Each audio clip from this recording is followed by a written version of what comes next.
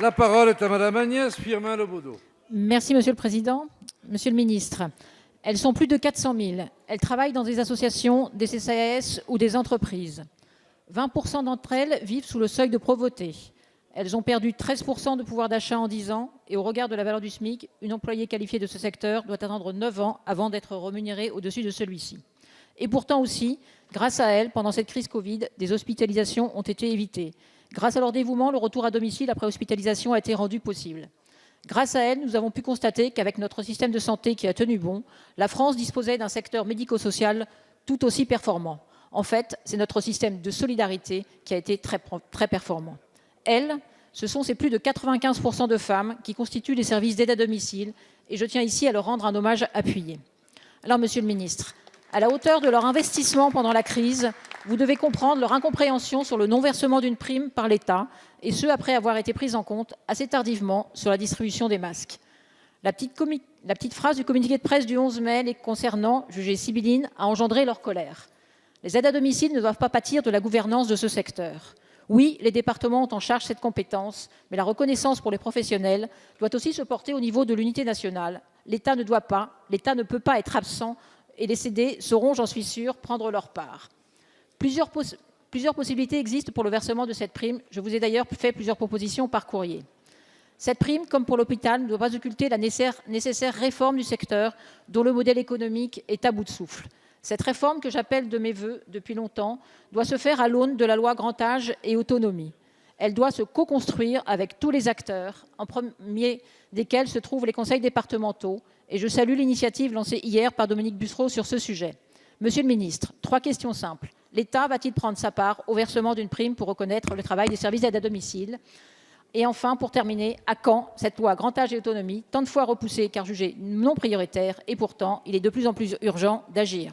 Merci, Madame la députée. La parole est à Monsieur Olivier Véran, ministre des Solidarités et de la Santé. Madame la députée Agnès Firmin-Le Bodo, merci pour votre question. La semaine dernière, je me suis rendu en déplacement au domicile d'un couple de personnes âgées qui ont vécu le confinement à domicile pendant 7 longues semaines.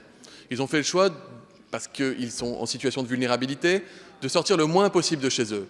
Porteurs de maladies, âgés, c'était compliqué pour eux et ils avaient peur.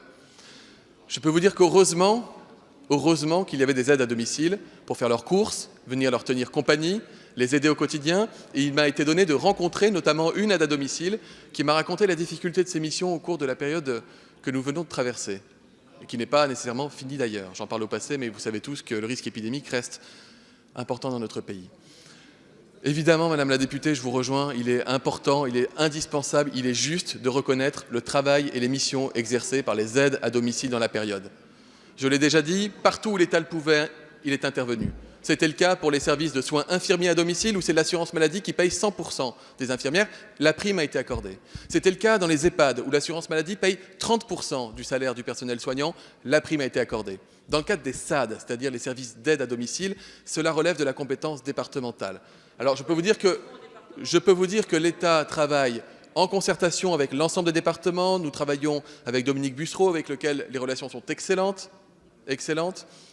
dans l'espoir, l'attente que puisse être déclenché un geste que j'espère viendra de la part de l'ensemble des départements à destination des aides à domicile.